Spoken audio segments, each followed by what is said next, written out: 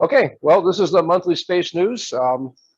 We have this once a month, as you would guess, to go along with our meetings. Start right off with low Earth orbit news. One thing that's just going on is the Chinese space station. Now that's been up there for a little bit. It has this core module that that started everything off. They've had several cargo craft. They're shown there on the ends. One of those, the most recent one, came in, completely automated. There were no people there at the time.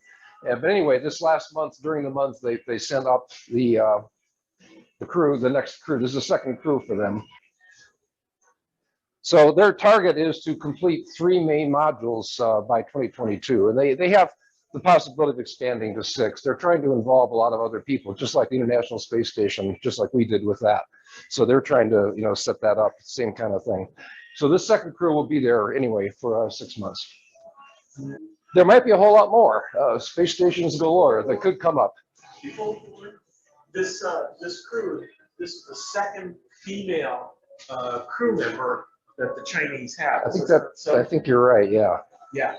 Well, at least there. Yeah. Anyway, there is one. Yeah. Crew 3. Yeah, there was one before. Yeah. This is the second one. So they seem to be showing a commitment to getting the other half of the human race involved. Yeah. Well, actually, the Russians have done that to some extent. Although it's kind of funny, they had a story recently about how the space station toilets, the Russians never really had one that accommodated the women very well. The Americans do. And they were hoping that with that recent movie filming they were doing up there that the actress would try both and give a report, but apparently nobody's saying anything. So who knows how that's going to work out. Anyway, there might be a whole lot more space stations up there, and that's driven by the fact that the International Space Station, the end is in sight. And originally it was funded through 2024. That'll probably go to 2028, maybe 2030. It's not really established that well, but it's getting old. There are stress cracks, especially in the very first module that went up, the Russian one, the Zarya module. That went up in 1998. So it's been there a while. It's been exposed to all kinds of stresses and particles and so on. Looking back at the history of this thing, it cost about $150 billion to build this, and about $4 billion a year to operate. Now that includes, a lot of scientific experiments and so on. So there's a lot going on with that, but it is very expensive, and they don't really have figures for what a lot of these newer stations may cost. But we're talking like 1/10 to 100th the cost is kind of what people are thinking. The first time you do this kind of thing, it just costs you a lot more money. But technology has improved, people have gotten better, they figured out how to do things more reasonably. The next generation of space stations are a lot cheaper, than the original one. So not just 1/10 as much to build, but perhaps 1/10 as much to the operations, operate. Yeah, okay. I think they're mainly focusing right now just on what it takes to build, because who's to say what's going to be done in these things? I mean, the assumption is you get a certain amount of tourism, you get a certain amount of microgravity research where you try to figure out how to make something in space that maybe you can make more effectively, like growing artificial hearts or something. And whenever one of those really takes off, then that says, aha, then we can expand really fast, and we need a place to do that. What will they do with the space station? Well, that's to be determined. Yeah, I mean, there are some people that say, well, let's, it's an awful lot of mass that we've gone to a lot of expense to put up there. Let's do something with it, and it's not known. Basically, let's say there's no plans anyway. Now, one of the stations, this Axiom space station, this one right here, this one starts off actually attached to the existing ISS. And this is the only one that's actually funded right now. They got $140 million from NASA for launching in 2024. And it starts, this is just this very first module. That's the one that's actually funded. It's attached, if you look closely, this is shown attached to the International Space Station. The idea is you get it up there, you get it going and established, and then they will add additional modules. There's an observation module here, and then several others. The idea is that even when the ISS is finally removed, however that's done, they would just detach. And so that station will continue. So that's one of the possible outcomes, is you could take some of the modules of the space station, and maybe reuse some of them. Some of those modules just went up there. They haven't even been there that long. It'd be a shame for them to go to waste. Okay, so anyway, among the space stations, so we talked about the Chinese space station. Of course, we have the International Space Station. And we talked about Axiom, which is the first one to actually get funded. But 2 other companies have come in. One is there's a project called Orbital Reef, and this is put out by Blue Origin. They just announced this one fairly recently, this last month. And this is a joint project with Sierra Space and Boeing and some others, some more minor players that will be in there. That one's kind of interesting in a lot of ways. The Sierra Space, they had their own version of a space station plan already, and it involved an inflatable module. And if you look down here, for instance, this little section right here in the lower right corner, that would be an example of an inflatable modules included. So all that kind of stuff was pioneered by Bigelow originally. They're out of business now. They're actually never went bankrupt. They just fired everybody and they're just kind of sitting there doing nothing. But that idea has gone on. So there's an inflatable module for them with the Blue Origin project. Also Nanoracks, same thing, a Houston company. They're also going to have some inflatable portions to the modules for their own space station. So that general strategy of inflating things seems to have really stuck. It's definitely happening. Anyway, so all these space stations probably will not happen. You know, maybe one or more might. But there have been failures, Bigelow being one. Another one, Orion Span. We actually had the CTO of Orion Span give a speech here a couple of years ago. They went out of business. They couldn't make it. So it's not an easy business to be in. You know, you basically look to get an anchor tenant like NASA, you know, to provide you with a steady source of funding, and then you try to get other, you know, other people to buy in. Typically, could bring research, whether it was on, you know, biomedical kinds of things or materials, whatever that might be. Okay, now this is the Blue Origin. This is their glossy literature. This is what this looks like. It's a little bit strange. It gives you the feeling it's sort of like an Apple store, except not cluttered. You know, if you imagine the the aesthetic. They don't actually show anybody doing any actual work. They don't really show any actual equipment or anything actually happening. So this is definitely pretty much just at the PR stage at this point. They had a lot of fun. Some people pointed out that they are going for having a lot of big open spaces. And of course, the problem with that is that you might get stuck there. Now, but maybe the idea is, okay, you take a piece of clothing, you throw it off, and that gives you enough reaction to get you back. They do have handrails up toward the top, which you would need, because basically, you know, you might be floating around anywhere and you need to grab onto something. But anyway, this design aesthetic, it looks nice in principle, but what actually happens is this. This is the International Space Station. This is an actual picture, you know, it's from the NASA website. I don't know which particular module this is, but that's more what really happens. I was reading somewhere that among other things, among all the stuff that's up there, there's 6,000 objects that have been lost. You know, so that kind of so that gives you an idea of what actually happens, you know, in the real world. Anyway, moving on. Other uses for the space station. The Russians made a movie there, or made a portion of a movie to be exact. That just happened in this last month here. An actress played a surgeon making an emergency house call to the ISS. And so they've been up and back already during this last month. Some minor drama, the automated docking of the Soyuz capsule that brought them up there, it broke down. They had to dock manually. It didn't cause them any problem. But maybe a little more seriously, the Russians, for the second time, accidentally fired a thruster, which totally tilted the space station. It took them about 20 minutes or 30 minutes to recover. But that's the second time they've done this. And it was even a different piece of equipment that did it. So, you know, the Russians are getting careless, I guess, would be one way to put it. Space tourism, this is just suborbital with Blue Origin. You know, Captain Kirk from Star Trek, William Shatner, he finally made it up there. He got a free ride, by the way, in case you're wondering. He didn't have to pay for that. The PR value was probably worth it. He also now is the oldest person to go into space. He's 90. So there's still hope for a few of you. You know, you could be. Now, Prince William of the British royal family, he was not happy about this. He sort of basically taking a stance that we're wasting our money on space. And I think actually this is getting to be a serious issue. And he said something about we need the world's greatest brains, you know, working on saving the planet and not in space. It's getting to be an issue. And I think people need to take a step back. It's a false dichotomy. It's not either or. You don't spend the money on this or that. Actually, you look at all the environmental projects, in particular climate modeling, it depends completely on monitoring from space, all those satellites that are up there. I mean, and you think about things like GPS, which in fact has probably saved more fuel, you know, which has actually helped the planet. But all the data that goes into all these models they're making, temperatures, cloud cover, the extent of ice coverage, the atmospheric composition at all different levels, deforestation or land use in general, all these things kind of work their way into climate modeling and solar input. The reality is they couldn't even build these models and even tell how things are going if they didn't have satellite monitoring. So, you know, they're needed for each other.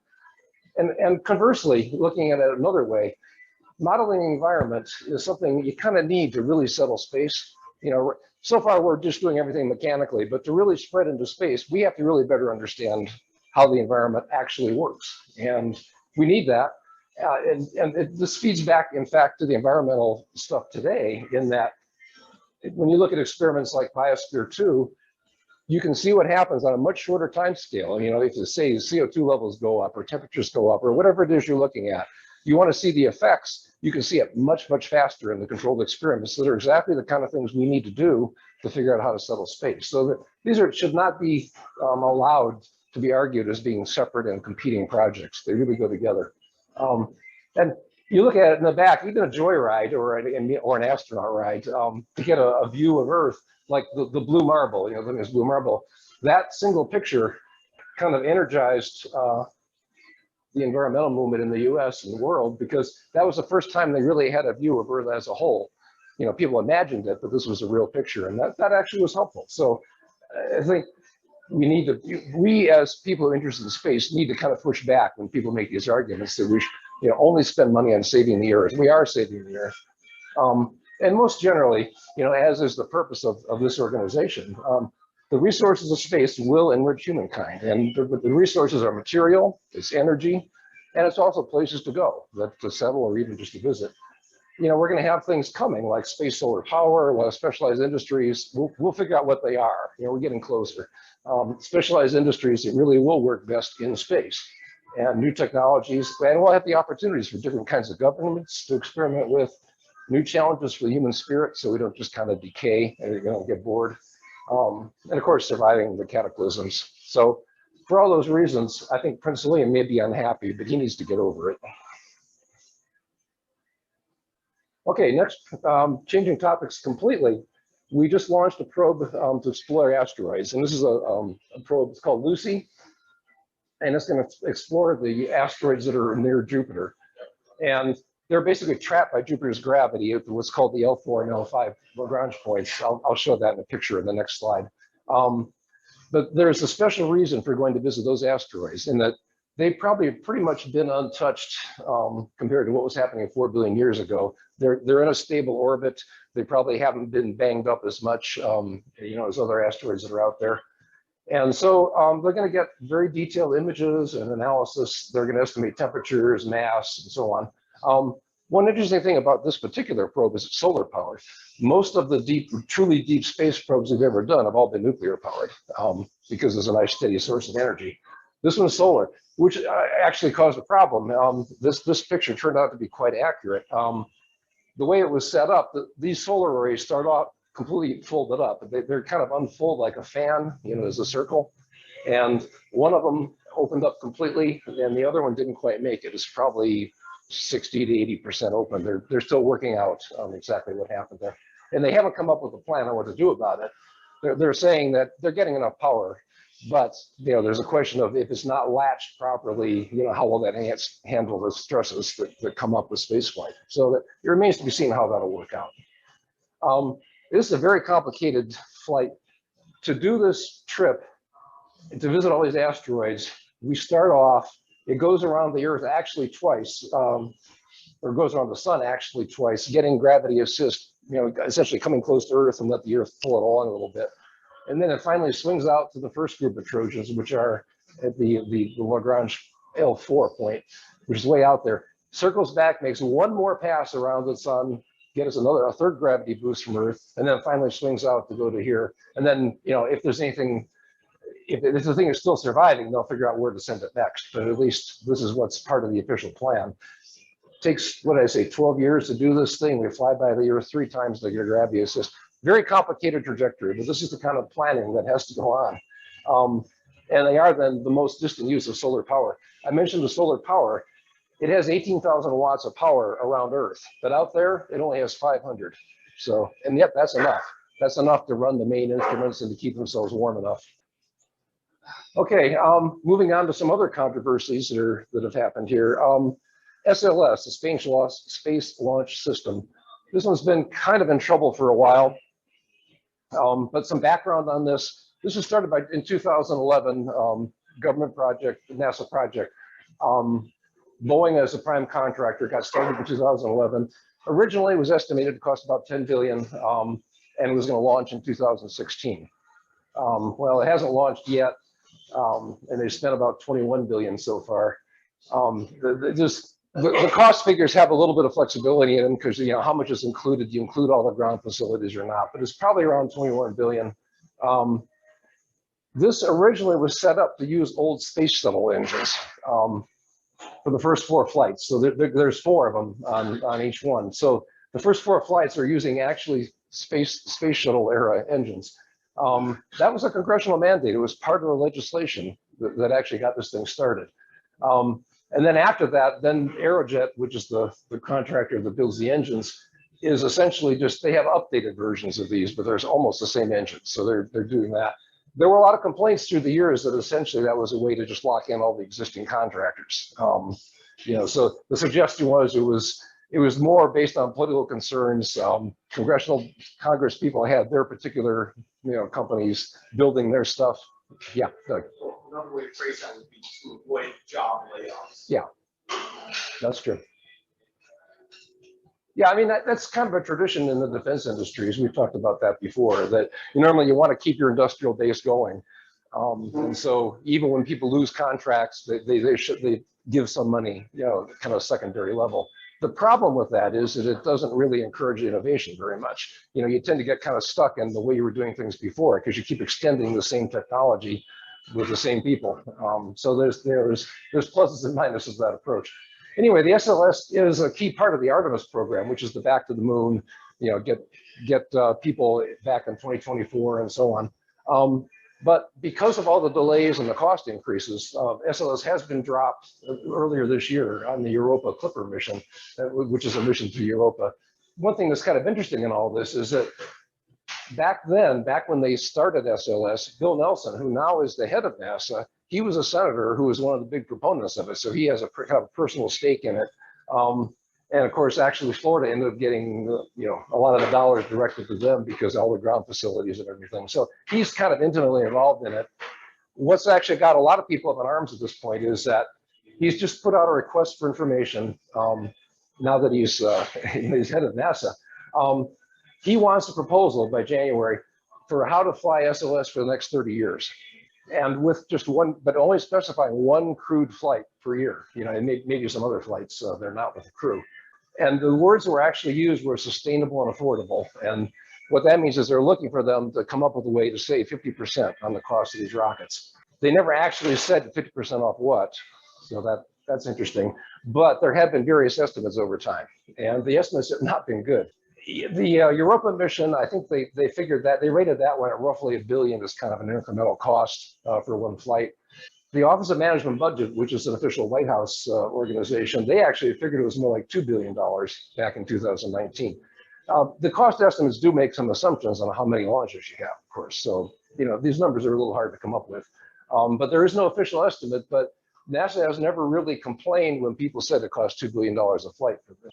Now, what's interesting is if you look at what the competition is coming, Starship, for instance, from SpaceX, the units of measure are in millions, not billions. So that kind of gives you an idea of the differences that are coming. So the detractors say that the competition could offer much lower costs, basically newer rockets. What they really mean right now is SpaceX, but it could be others, you know, coming along as well, like Blue Origin or somebody. But the arguments that the detractors make are that, first of all, the technology just changes faster. We shouldn't be planning any rockets being around for 30 years. It's probably just not a good idea. They're basically saying that this kind of stuff is kind of NASA and defense style pork. You know, you're pleasing Congress because people were preserving jobs in their districts and so on. But the big thing driving it all is SpaceX proved that reusability of rockets, even just the first stage, makes a tremendous difference in the cost. It lowers it a lot. And so they're ahead right now, but the entire industry is basically everybody's trying to plan out how are they going to make this shift to making everything reusable. And certainly all the newer ones coming in are making that assumption. Yeah. Speak briefly about the others and what they are offering in terms of a reusable rocket. Just very briefly. Well, okay. Well, if you look at Rocket Lab, right now they didn't start off doing reusable stuff, but they're just getting into that now. Now they're smaller. They're doing the smaller kind of stuff, but that's one. The Relativity Space, which is a startup which is backed by Mark Cuban and a bunch of other people, they are all assuming everything is reusable. And by reusable, I mean not just the first stage like the Falcon 9, but also the second stage, or basically every part of the craft would be reusable. Are the majors doing anything in that direction? Who? Lockheed, Boeing. Are they still focused on? They're still, yeah. I can't answer that. I don't actually. I know what they're doing, but basically any of the new space stuff coming along is all doing that. Now, of course, the big thing. I mean, you got to say about SLS, it is big, and it's you're not going to go up and buy from Rocket Lab, something anywhere near this scale. The Starship is. It's pretty close. It's actually not quite as big, perhaps, but being reusable. The argument is that all these things were based kind of on the Apollo model, where you had this one giant ship and it just goes up and it does the whole mission. And what people are saying is, well, you can get fuel, you can launch up to space, and then you can refuel in orbit. And the thing is, given that it costs so much less with reusable rockets to get that fuel up there, you can basically do that refueling, even if you have to make 5 or 6 trips up to fill up a new rocket up in orbit. It ends up that you can use smaller ships and you can get by much, much cheaper. So that's the current argument that's coming along. Then there's just the whole cost issue. Starship, they're estimating about a $5 billion total cost to develop the whole thing. That compares, pretty favorably to what the 20 billion plus that we're at with SLS. And one of the other problems is that in this request for information that went out, one flight per year is really not enough to achieve cost savings. You're not mass producing rockets at that point. You're still custom crafting them. No one but NASA would probably pay that price. So you're never going to get the volume you need, with the current SLS plans. Now, you could turn this around, though. There are those who think that this recent maneuver by Nelson is actually a way to force Boeing and Congress to give up on SLS. And the reason being that they're not going to be able to come up with a decent proposal. It seems very unlikely. There's just no way you're going to make it sustainable and affordable. It's just going to be way more expensive than the other alternatives. And maybe this will be a way to force the issue.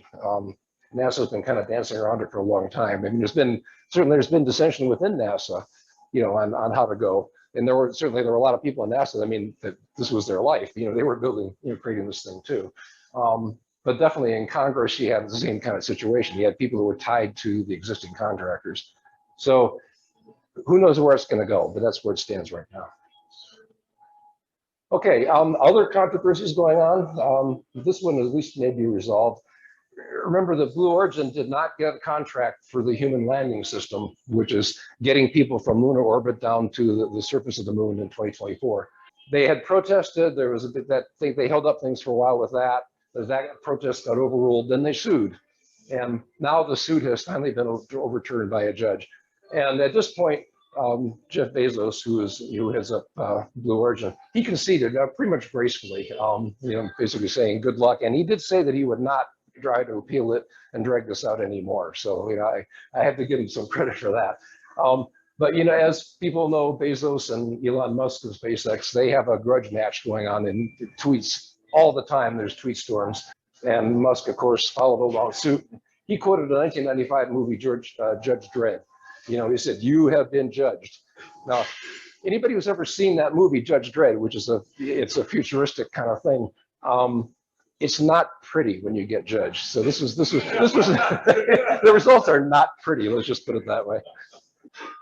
Okay, moving along, the X-37. This is something we don't even hear much about. Well, part of the reason is it's a classified program, so it's not surprising you wouldn't hear too much about it. What are they? Well, it's run by the U.S. Originally started by NASA, actually, then turned over to DARPA for a while, but it's been a military program for quite a while. What is it? Essentially it's a small scale space shuttle, if you will. except it's robotic. So it's a reusable craft, like a space shuttle. It's autonomous, which is different. You know, you don't need people to run it. It is a mini version of the shuttle. And it is built by Boeing. It's been flying for a while. It's about a quarter of the size of the shuttle. And so the wingspan of 29 feet, I'm sorry, 15 feet, 29 feet long, quite a bit smaller. You can see on the runway here, if you look closely, there's some people. You know, you can see what you get a feel of the size. This is much smaller than a space shuttle. It has a payload. It has a payload bay like the size of a pickup truck. So you can put satellites in there and launch them, or you can run experiments, and that's pretty much what they're doing. It's launched from an Atlas V or a Falcon 9 rocket. It can go on either one. And then it deorbits about Mach 25, which would happen with anything in low Earth orbit, about 17,000 miles an hour. And it can glide to land on a runway. So again, very much like a space shuttle. It's called a space plane. And as I said, it started by NASA in 1999. It's been military and classified since 2004. It's now run by Space Force. So what is it? It's classified, but they do say publicly what in general it's supposed to be doing. And that's demonstrating technologies for reliable, reusable, uncrewed spacecraft, basically. And they're focused, two major focuses, reusability and operating experiments, which they can then return to Earth. And they never tell you what's in those experiments, but I'm sure they're interesting. But now we're talking about space planes. That raises some of the things the Chinese have been doing recently, because they have something that might be a space plane or it might be a hypersonic missile. And that this all happened. What happened was, of all the places, a story was broken about Chinese missile to the London Financial Times. So go figure. It was obviously a leak from somebody. Somebody wanted this out.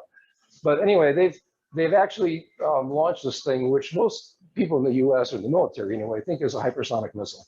Hypersonic meaning travels at least 5 times the speed of sound, probably more, and probably nuclear capable. China denies that. They say they're testing a reusable space vehicle. And both of those things can actually be true. It's possible. But in any case, it does indicate the Chinese program is a lot more advanced than we thought. So there's a lot of panic going on kind of right now. But the reality is that panic has been ongoing for the last couple of years, as you'll see as I talk a little more. So who's working on hypersonic weapons? Well, China, the US, and Russia, they've long been players. And then there are people working with them. So for instance, strangely enough, India is working with Russia on theirs. Australia and some others are working with the US. So there's a lot of joint work going on, but the lead is basically China, the US, and Russia. North Korea might be working on something separately. A general who is the vice chairman of the Joint Chiefs of Staff, retiring, he says that we're falling behind. Basically, that we have a risk-averse culture at this point. And he's pointing out that we've done maybe in the last 5 years, maybe tested 9 times. Whereas China literally has done hundreds of experiments. So they're coming along very, very rapidly. So a little more details on this particular one. The rocket would be launched and it flies through a very low Earth orbit, like 150 kilometers, which is quite low. In this particular test, they apparently circled the whole globe. But the idea is this, for a weapon, it's what actually they call, or is often called, a fractional orbital bombardment system, or FROB. They always love acronyms in space. The fractional orbital means that typically it goes through not a complete orbit. What happens is the thing goes up on a rocket, you get to a very low Earth orbit, and then at some point you do a burn, to release a glider. And then the glider comes down fast to hit the target. In this case, it is 5 times the speed of sound. So it's much slower than a ballistic missile. So the way you compare these things, if you were doing a ballistic missile, it would go up, like 1,200 kilometers up as opposed to 150. And it's in just a fixed trajectory. And basically you burn up your fuel to get up there and it just kind of coasts down. And as a result, you can defend against them more easily. You can see where they're going. The path is predictable. Well, they're moving fast, but they're predictable, and you had time to see them. If you're doing a hypersonic glide vehicle, you go up in a very, very low orbit, 150 kilometers, and you can come around like from the side or even around the South Pole. And that's what actually is worrying, some of the military people right now, especially. They're maneuverable. They actually have control surfaces on them. It's not just like a ballistic missile where, again, it's totally predictable. You can choose you can go up or down, you can go left or right. So that makes it very hard to track and very hard to shoot at. Moving on, the whole hypersonic glider thing is not really a new idea. It's really been around since the 60s. When you think about it, anything coming back out of low Earth orbit is hypersonic. It's going 17,000 miles an hour. So the space shuttle would be an example of, a controllable hypersonic glider. It was, just like any other space plane. But the difference between that and a weapon, when you think about them, space planes are a lot less aerodynamic. That's why you see that they're kind of, rounded and big and bulky looking like the space shuttle. And the reason for that is you're trying to slow down. You want to slow down so you can come to a normal landing. Well, you don't have to land with a weapon. You actually even want that to be very, very aerodynamic. So they tend to be very, very small, thin wedge-like shapes. They can keep going fast. The obvious advantages of that are they're harder to shoot, down, and they go a lot faster. When they hit, they do a lot more damage. You don't want the thing going slow. You want it going as fast as possible. You do more damage that way. And of course, you don't have explosive payload if you're doing a shuttle. So those are the differences. But people even worried about that X-37B space plane. They're saying, that could carry weapons, and yeah, it's true. But this is a more efficient way to do it. But I would point out, China has actually fielded these weapons before. Intermediate range ballistic missiles, they have them since 2019. They've been deploying them. Conventional warhead for sure. They deny that they're nuclear, but most of the military seems to think they are. Intermediate range means 1,100 to 1,600 mile kind of a range. There's basically no defense against these. You cannot stop them. I don't even think the Aegis systems that are on our Navy ships would be able to react fast enough to hit these things. So might as well go right into other issues about preparing for space war. It's sort of coming in a way. It's a lot like cyber war in a lot of ways. It's kind of stuff that will go on in the background. Most people won't even be aware of it. And it'll probably be kept secret and can be kept secret, but everybody's preparing for it, and it has been for a while. For example, the Chinese, they launched a classified military satellite in this last month. And when they call it the test space debris mitigation. Now, we've talked about that, and we all know that space debris is a huge problem. It is a huge problem. But the problem is it's dual use. You could be declared to be the space junk, and if you were taken down, you might not appreciate it if you're a live satellite owner. So, because think about what has to happen. You have to approach a satellite, or debris, an object of some sort. You have to approach it, you have to capture it or disable it, or maybe move it. You do those kind of things. That's what you have to do to get rid of undesirable space junk. It's also what you have to do to get rid of enemy spacecraft or just satellites you don't like. In this particular launch, the Chinese didn't provide any details at all. They did go up at high to 22,000 mile geosynchronous orbit kind of a thing, which is really where the large high value targets really are. The really big satellites for reconnaissance or for communications are up there. This matters a lot to the US. Actually, a lot of military depend on space, but the US probably is the most dependent on it. Communications, it's an essential part of your worldwide military. You care about that. But also GPS. All of our weapons pretty much depend on GPS working. If that were taken out, most of our stuff wouldn't work at all.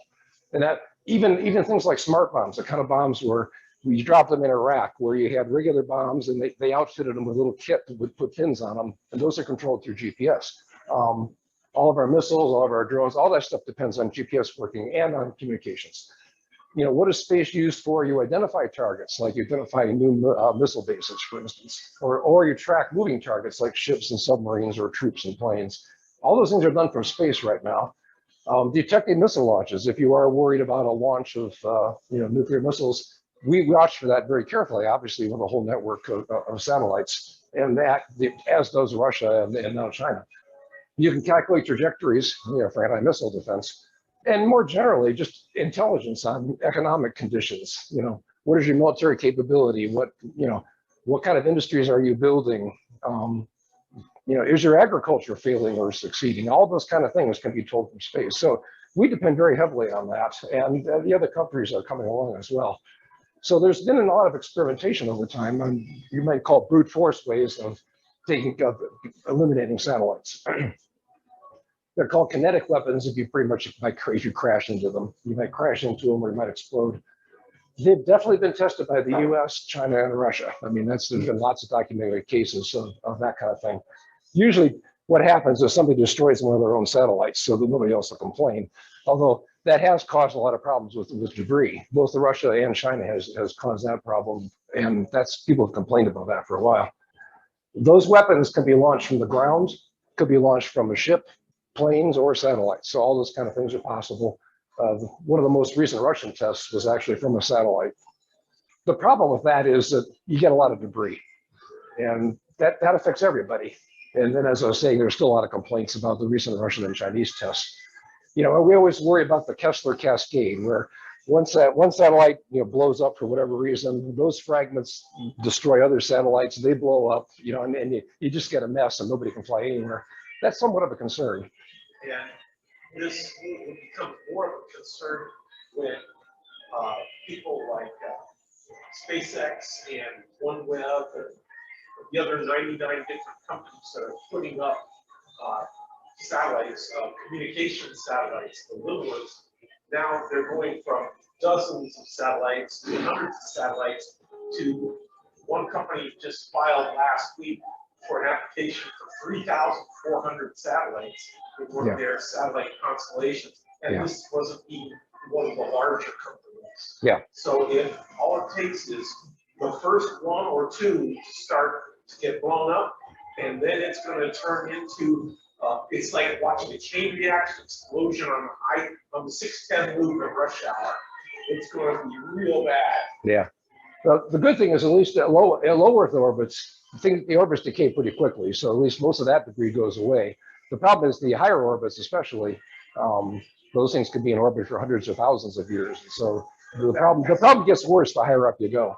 And if that cascade starts, it's going to make it very difficult for anyone else to transit through that zone safely. We're talking hundreds of miles of altitude that's just going to be like being in one of those galleries at a carnival with bullets going off every which direction. Well, they made a movie. I think, more than one probably. So anyway, those are the reasons why these are not in favor. The thing is, the reality is, at least all the major players here have these weapons, but they're very unlikely to actually use them. I mean, it's there for deterrence in the ultimate kind of a case. But the problem is that you kill your own assets as well as the enemy's. And the same thing goes for the EMP, a large electromagnetic pulse, which you can get by exploding a nuclear weapon, taking out, basically frying the electronics and anything in the area. The same problem, it doesn't distinguish between your stuff and the enemy stuff. So again, not that likely, but they're available, you know, in the ultimate case. The only people that might use such a thing might be a really minor player, like in North Korea. They don't have much to lose. They don't have assets up there, not much to speak of. Okay, so along these lines, Pentagon officially has declared space as a warfighting domain. So, you know, you have land, sea, air, and now you have space as officially one. That just sort of makes it official. I mean, it didn't, you know, the reality is it has been for a while, but it's just interest is picking up. But given that you don't really just want to have a mass of debris everywhere, what do you do? Well, the emphasis now is on how do you disable satellites and leaving them in place. In fact, ideally with deniability, if people can't even tell who did it or even not even notice it right away, that's kind of the goal right now. That's what they want to do. And again, that's the analogy there is cyber war, same kind of thing. A lot of stuff could go on and you can't quite identify who did it. That even though you may know in principle who did it, if you can't prove it, you know, it makes it hard to retaliate. So for instance, the Chinese in 2016, they showed that they can approach and capture a satellite in geosynchronous orbit. It actually had a robot arm that could grab it, destroy the solar cells, or, you know, destroying it one way or another.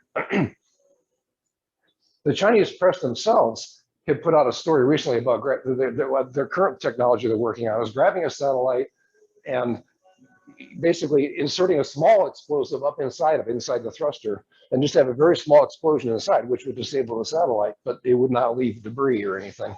The interesting thing is that particular story, that's from the South China Morning Post, which is it used to be a very independent newspaper out of Hong Kong. Right, it got bought up by Alibaba, and it's essentially at this point considered to be a mouthpiece of the Chinese government. So they're not being secretive about what they're developing.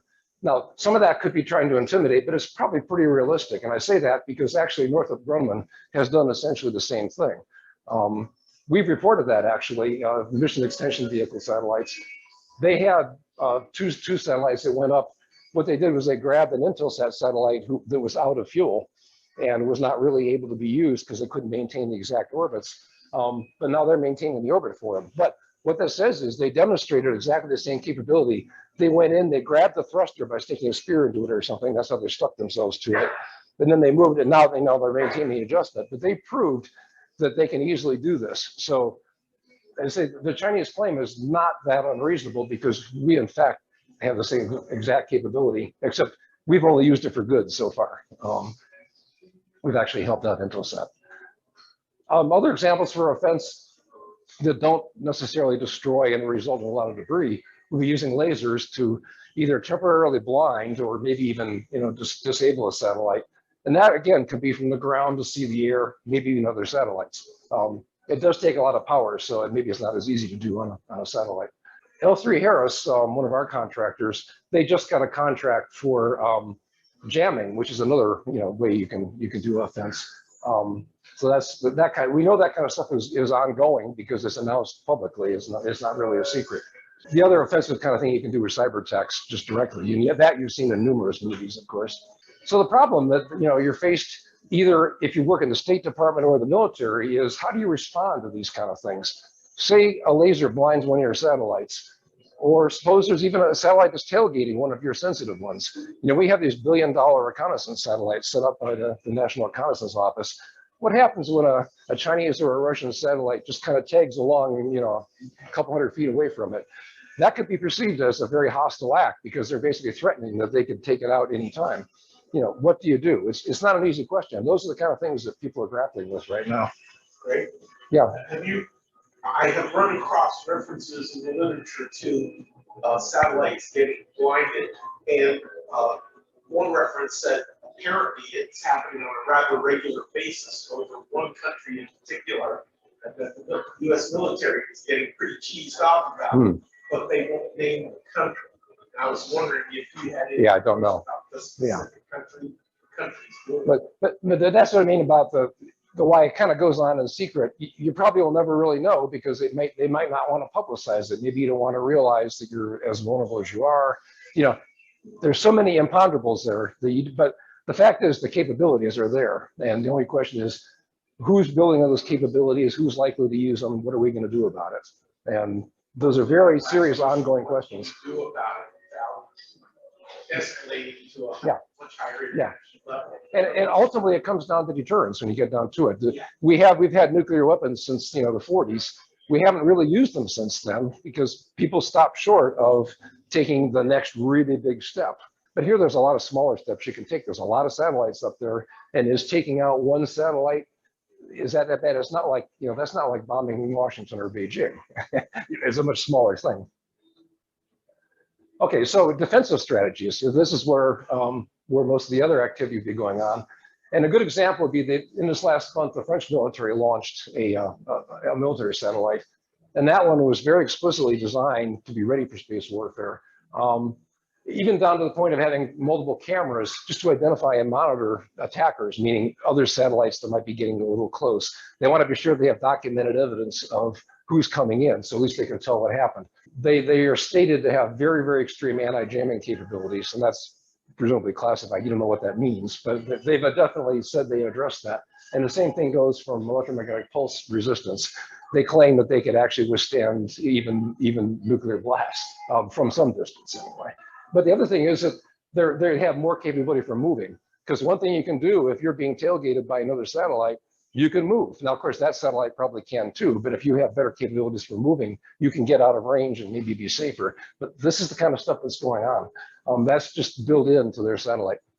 Another thing you can do, I'm calling it here the school of fish strategy, but basically there is a shift going on. Instead of having a few large, huge, expensive satellites in geosynchronous orbit, have a whole lot more low Earth orbit satellites. Very much like the difference between the few Intelsat communication satellites that are way up there versus Starlink, where you have 1,700 and in the future 42,000 satellites, all in very low Earth orbit.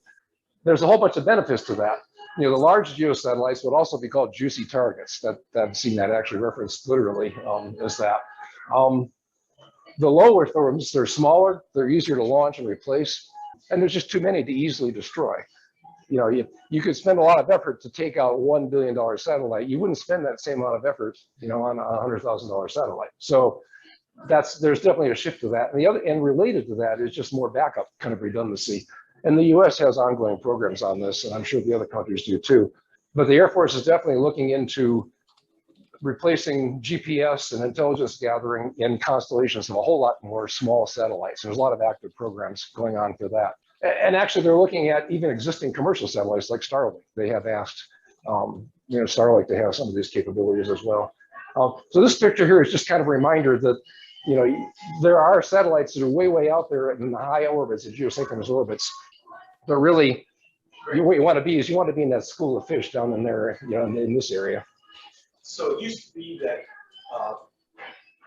commercial satellites would be small and they would piggyback on large military payloads going up in space. Now, of course, we're reading out from the Air Force, it's the other way around. Yeah. SpaceX and Starlink, they're setting up lots of commercial satellites, and now the military is piggybacking little payloads, little satellites on the back of the commercial. And they're doing some of their own too. I think they're doing some in the, the 140 kind of satellite range, having some of their own constellations as well. So both of those things are going on. But yeah, it is kind of funny. It used to be the military drove a lot of this stuff, and now actually the commercial world is driving most of the satellites that are up there. A large number of them are commercial. So that brings us to this question we have of how many launches do you think we've had in the last month, basically since the last meeting? And I will highlight that this does not include the Chinese hypersonic missile. That was only a fractional orbit, so we don't count that as really trying for orbit. Mr. Stanley, I have a comment. Oh, yeah. Yeah, hi, how you doing? This is Vito. I know this is not exactly on the topic, a little bit off it, but I was thinking if extraterrestrials do exist, I think our space war activities would be a major deterrent to their desire to contact us. Would you agree? Well, the question was, I don't know if you can hear that out there. The question was, will this be useful in deterring aliens? I guess, yeah, it has to help. I mean, presumably if they were able to get here, their technology is probably so much more advanced that we're not likely to really offer serious resistance. But actually, I meant the converse too. I mean, if they wanted to peacefully get in touch with us, this would definitely be a deterrent. And of course, this is just using my imagination. Yeah. Well, all that is this is really the realm of speculative fiction. This is why we have science fiction to help us figure out how to answer these questions. Thank you. Yeah, unanswerable. That's right. I appreciate it. Okay. Anyway, this particular picture that is shown in the background here, this is the Chinese rocket that's launching their three astronauts up to their space station. Okay, so how many people think that there have been more than 8 launches?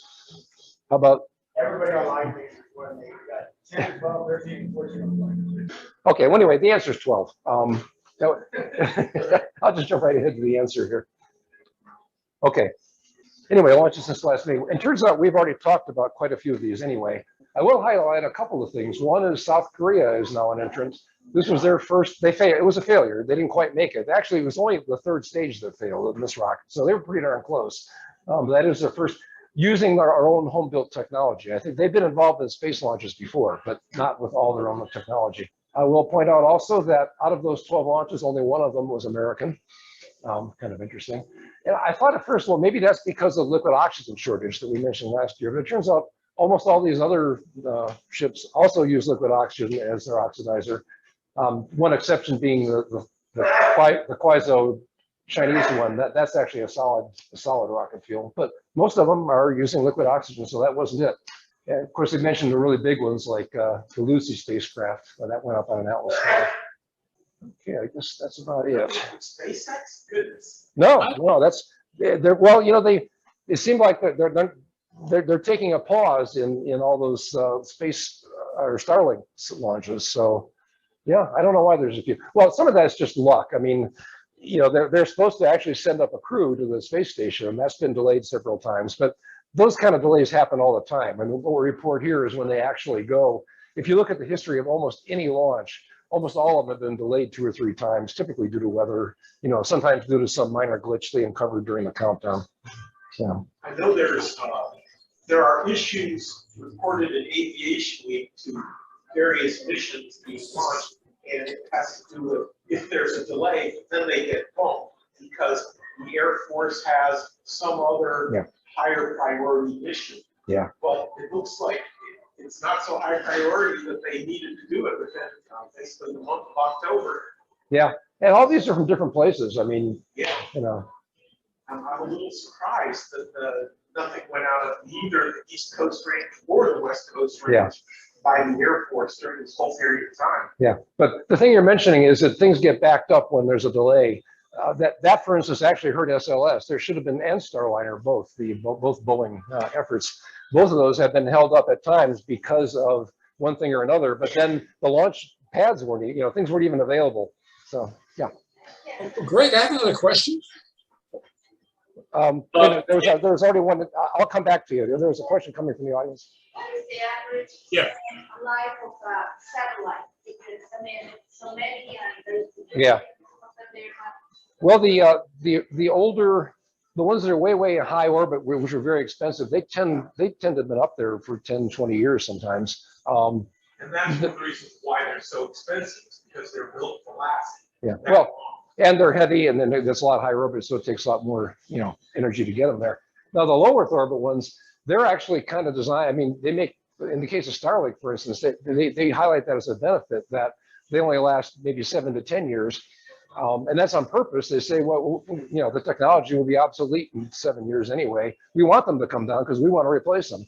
And it's so much cheaper to replace them now that we don't care so much. So the whole philosophy has changed a lot on that. And how many of them they can recover? Because some of them, they are not working, they are still around orbiting. Oh, yeah, Yes. there's a lot. Yeah, the question was, what happens to the old satellites? They're actually, I might even be under treaty, but certainly for those big satellites, what they're supposed to do is near the end of their life, they're supposed to relocate themselves. So the ones way up in high orbit, they actually go up to a higher orbit. There's kind of a ghost graveyard up there with thousands of satellites. The ones that are in low Earth orbit, they're supposed to deorbit, come down and burn up in the atmosphere.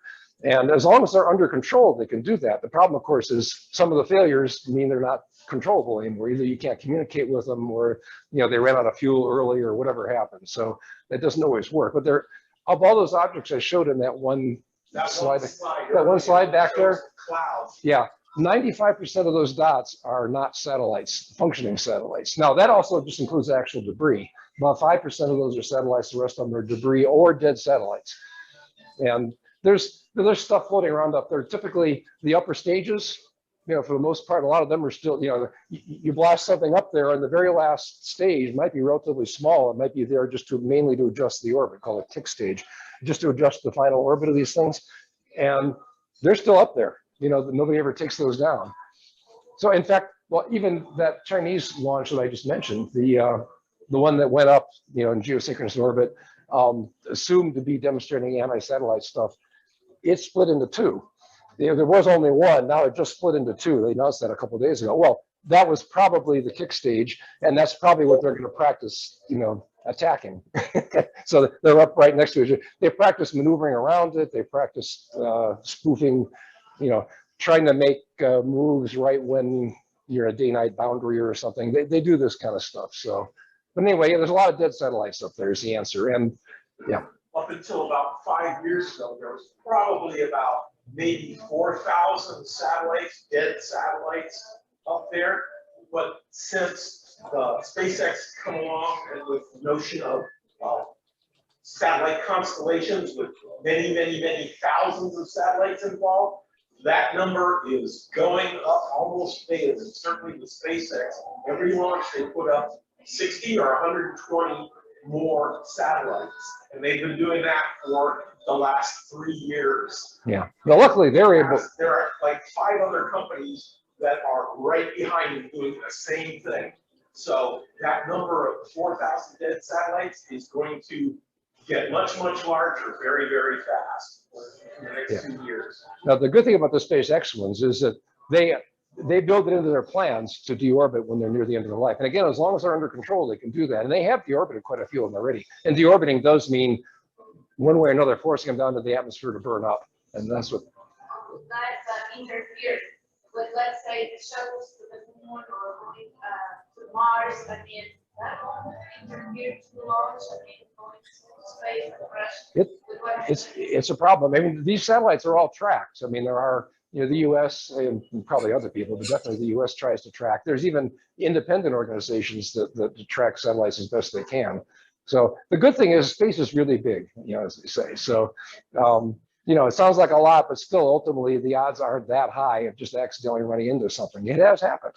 It has happened. 6:10 loop at midnight on a Wednesday night, it's not too bad. But if you come back 12 hours later, it's a different story entirely. Yeah. Okay. We did have an online question still. I do. Yeah, Greg, this is a more practical question. Is the Atlas V project related to or operating in conjunction with government and private projects that want to produce space tugs to divert near-Earth asteroids, thus avoiding future collisions? Well, okay, are there two separate questions? The questions there were about Atlas V and about avoiding asteroid collisions. The Atlas V part of that question, they're not making those anymore. They have they've announced they're finally going to stop making them. So maybe there's still 30 of those left, and they're gradually using them up. There are projects like this DART launch coming up pretty soon, which are aimed at figuring out how to deflect asteroids. I'm not really sure if that answered your question. It did actually. Thank you. Oh, okay. All right. I think we're pretty much at the end here. Yeah. Well, I guess we've already done discussion and questions. So. All right.